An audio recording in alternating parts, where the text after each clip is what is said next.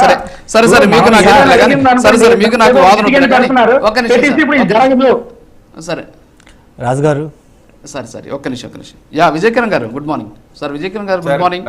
సరే ఇప్పుడు సరే పరకాల ప్రభాకర్ గారి ఆరోపణలు పక్కన పెడితే ఇప్పుడు ఏంటి అసలు సర్ ప్రక్రియ ద్వారా ఏంటి అసలు ఆంధ్రప్రదేశ్లో ఏంటి మీరు ఏమన్నా కుట్రలు ఏమైనా చేస్తున్నారా? వైఎస్ఆర్ కాంగ్రెస్ పార్టీకి ఉన్నటువంటి 39 పాయింట్ చేంజ్ ఓటు బ్యాంక్ని ఏమైనా టార్గెట్ చేసేటువంటి ప్రయత్నం చేస్తున్నారు? మీరేమో స్తబ్దుగా కూర్చున్నారు, ప్రశాంతంగా మీ పని మీరు చేసుకుంటున్నారు. ఆయన బుల్లెట్ బండి ఆయన ఎక్కిపోతున్నాడు, ఇంకొక ఆయనేమో మన నారా లోకేష్ గారేమో హ్యాపీగా వాళ్ళ అబ్బాయికి సంబంధించిన డైనోసార్స్ ప్రోగ్రామ్కి సంబంధించిన టీజర్ రిలీజ్ చేస్తున్నాడు. మరి మీరేమో వాళ్ళేమో పాపం సర్ ప్రక్రియ ద్వారా ఒక ఆందోళన చెందుతున్న పరిస్థితి ఏంటి? ఏమన్నా కుట్ర చేస్తున్నారా బ్యాక్ ఎండ్లో? సార్ మీకు ప్యానల్ సభ్యులు, ప్రేక్షకులు, ప్రైమ్ లైన్ యాజమాన్ అందరికీ కూడా నమస్కారం అండి, గుడ్ మార్నింగ్. ఇది ఒక్కటి చూసిన తర్వాత చెప్తాను సార్. ఎన్నికైనారు వచ్చి మీరు ఓటేయాలా అని చెప్పినారు మా వార్డు వాళ్ళు. ఒక్కొక్క వార్డుకి 3 ఆడవాళ్ళని ఎన్నుకున్నారు, మీరు వచ్చి ఓటు వేయాలా అన్నారు. అందుకు మేము వచ్చినాం. 6 మంది వచ్చినాం. అందరు 7th 10th అంత చదువుకున్నారు. ఎమ్మెల్సీ ఎన్నికలు ఏంటి సార్?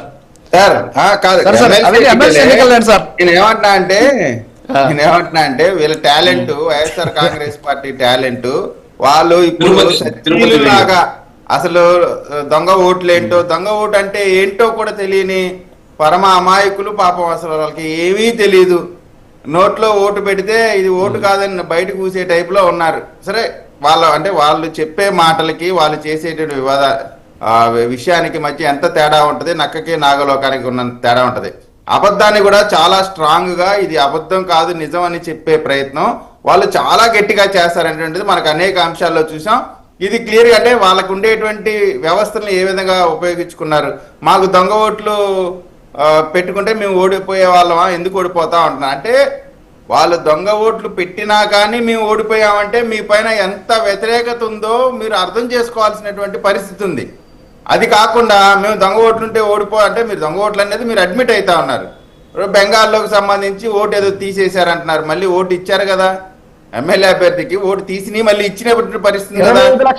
మనకి ఏ విధమైన చేయలేదు. మీరు ఆగాలి సార్, ప్రతి మీడియాలో వచ్చింది 25 ఫైట్ చేయవచ్చు అక్కడ.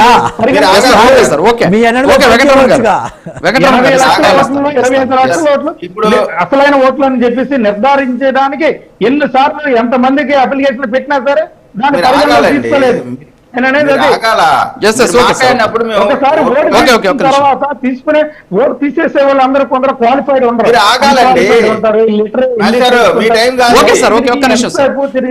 ఒక్క నిమిషం వెంకటరమణ గారు ప్లీజ్. వెంకటరమణ గారు ఒక్క నిమిషం ఆయన మాట్లాడివ్వండి, మాట్లాడాక మీకు టైం ఇస్తా, అప్పుడు మాట్లాడండి. వైసీపీ 2 మాటలు చెప్తా ఉంటది. మాకు 40% వచ్చినా మేము బలమైన పార్టీ ఆంధ్రప్రదేశ్ లో అంటారు. మరో పక్కనేమో అంతా ఎన్నికలంతా తూచి ఈవీఎంల్లో మాయ చేశారు, మమ్మల్ని చిన్నపిల్లగాన్ని చేసి నోట్లో చాక్లెట్ పెట్టి అధికారాన్ని తీసేసుకున్నారని చెప్తా ఉన్నారు. అంటే వాళ్ళకి అసలు ఏం చేస్తున్నారో, ఏ విధమైనటువంటి ఆరోపణలు చేస్తున్నారో కనీసమైనటువంటి ఆలోచన కూడా లేనటువంటి పరిస్థితి వాళ్ళ పార్టీలో ఉంది. ఇంకొక కామెడీ విషయం ఏంటంటే పాపం వైఎస్ఆర్ కాంగ్రెస్ పార్టీ 151 మంది ఎమ్మెల్యేలు, ఎంపీలు అసలు అట్టహాసం ఎటమతం అని చెప్పుకున్నారు. నాకు అర్థం కాల, పరకాల ప్రభాకర్ అనే అతను చెప్పే వరకు వీళ్ళకి అసలు ఏం జరిగిందో కూడా తెలియదు. అంటే పరకాల ప్రభాకర్ అనే అతను ఆయన ఒక గాల్లో ఒక విభూతి తీసి ఇదంతా నిజమే అనేటువంటి కట్టు కథని ప్రజలకి చెప్పేటువంటి ప్రయత్నం చేస్తే అదే నిజం అని చెప్పి ఈ రోజున దాన్ని పట్టుకొని వైఎస్ఆర్ కాంగ్రెస్ పార్టీ పరిగెడతా ఉంది. అంటే వైఎస్ఆర్ కాంగ్రెస్ పార్టీ పరిస్థితి ఎంత దయనీయమైనటువంటి పరిస్థితిలో ఉందో మనం అర్థం చేసుకోవాల్సినటువంటి అవసరం ఉంది. వీవీప్యాట్లు అంటున్నారు. వీవీప్యాట్లు నేను స్పష్టంగా చెప్తున్నా, వాళ్ళు అడిగేది ఏంటి? వాళ్ళు అడిగే వీవీప్యాట్ వాళ్ళ ఓటరో, మా ఓటరో లేదా నార్మల్ ఓటరో ఓటు వేసిన తర్వాత దాంట్లో ఆ ఓటు వేసినటువంటి స్లిప్ వస్తుంది. ఆ స్లిప్ చూసి సాటిస్ఫై అయిన తర్వాతే అక్కడ ఉన్నటువంటి ఓటరు అక్కడ నుంచి కదిలి వెళ్ళినటువంటి పరిస్థితి.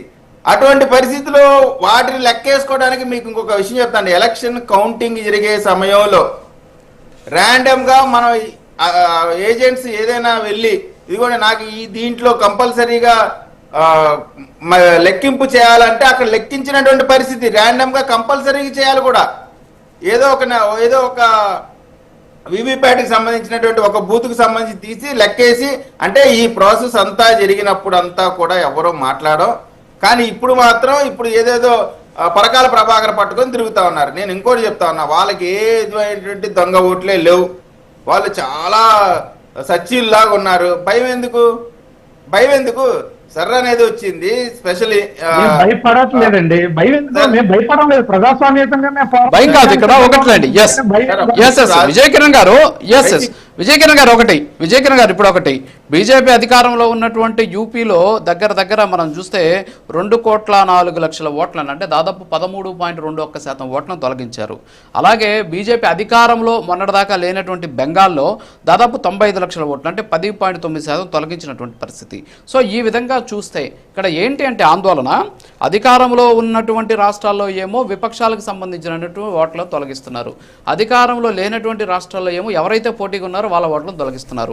సో ఇదంతా కూడా ఒక ఫార్స్ లాగా జరుగుతోంది అనేది వైఎస్ఆర్ కాంగ్రెస్ పార్టీ ఆందోళన చెందుతోంది. మీరు ఏదో కుట్ర చేయబోతున్నారు, చేస్తున్నారా లేదా? ఆన్సర్ చేయండి ఫస్ట్.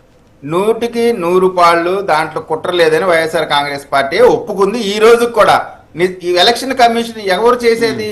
ఈ సర్రనే ప్రక్రియను SIR అనేటువంటి దాన్ని ఎవరు చేస్తారు? కేంద్ర ఎన్నికల సంఘం పర్యవేక్షణలో వారి గైడ్ లైన్స్ ప్రకారం వాళ్ళు చేస్తున్నటువంటి పరిస్థితిలో వైఎస్ఆర్ కాంగ్రెస్ పార్టీ ఆందోళన చెందితే ఎక్కడికి వెళ్ళాలా? ఒకటి ఎలక్షన్ కమిషన్ ఆఫ్ ఇండియా మీదన్నా వాళ్ళు పోరాటం చేయాలా, లేదా ఆఫీస్కి వెళ్ళినా సరే, ఢిల్లీ వెళ్ళినా సరే పోరాటం చేయాలా, లేదా సుప్రీంకోర్టు కన్నా వెళ్ళాలా? ఈ రెండు ప్రదేశాలకు వెళ్లకుండా ప్రతిపక్ష పార్టీలు ఒకళ్ళు ఇద్దరు ఏదో మాట్లాడితే దాన్ని పట్టుకొని వీళ్ళు వెళ్తా ఉన్నారంటే వీళ్ళ కనీసమైనటువంటి ఎజెండా కూడా లేనటువంటి పరిస్థితి. ఇప్పుడు SIR లో జరిగేటువంటి దాంట్లో చనిపోయిన వాళ్ళు, డూప్లికేషన్స్ లేదు మైగ్రేట్ అయిన వాళ్ళు, వీళ్ళందరివి కూడా తీసేస్తున్నటువంటి పరిస్థితి. మీకు బీహార్లో 60 లక్షలు 45 లక్షలు ఎన్నో ఓట్లు తీసేస్తే దాంట్లో దరిదాపుగా 25 లక్షలు చనిపోయిన వాళ్ళే ఉన్నాయి.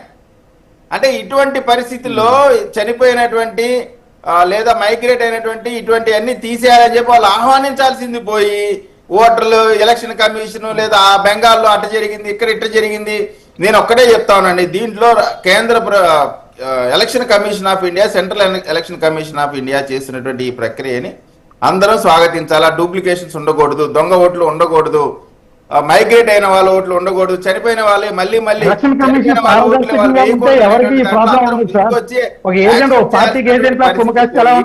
దానన్నిటికీ భయపడతా ఉన్నారంటే వీళ్ళకి. ఎందుకంటే వాళ్ళు చేసినటువంటి, మీకు ఇందాకే చూపించా ఒక వీడియో, అలాంటివి ఎన్ని రకాలైనటువంటి జిమ్మిక్కులు ఆల్రెడీ చేశారు అనేటువంటి భయం ఉంది. కాబట్టి ఆ భయానికి కోయిల ముందే కూస్తా ఉంది. ఏమి జరగకముందే మాదేమైనా నష్టపరుస్తారేమో అని సింపతి కార్డు. ఏ విధంగా అయితే జగన్మోహన్ రెడ్డి గారు నా మీద తప్పుడు కేసులు పెట్టారు, తండ్రి లేని బిడ్డని లేదా చిన్నాన్న లేని బిడ్డని నాకు ఓటేయండి అని చెప్పి ఒక్కసారి అవకాశం ఇవ్వండి, మీరు అవకాశం ఇవ్వకపోతే నా జీవితం ఎండ్ అయిపోయింది, మీరు దయచేసి ఇవ్వండి అని చెప్పి ఎమోషన్ ఏ విధంగా అయితే ప్రజల మీదకి నెట్టారో అదే విధంగా ఇప్పుడు కూడా మా ఓట్లన్నీ తీసేస్తున్నారు, దయచేసి మమ్మల్ని కాపాడండి అని కార్డు యూజ్ చేస్తా ఉన్నారు.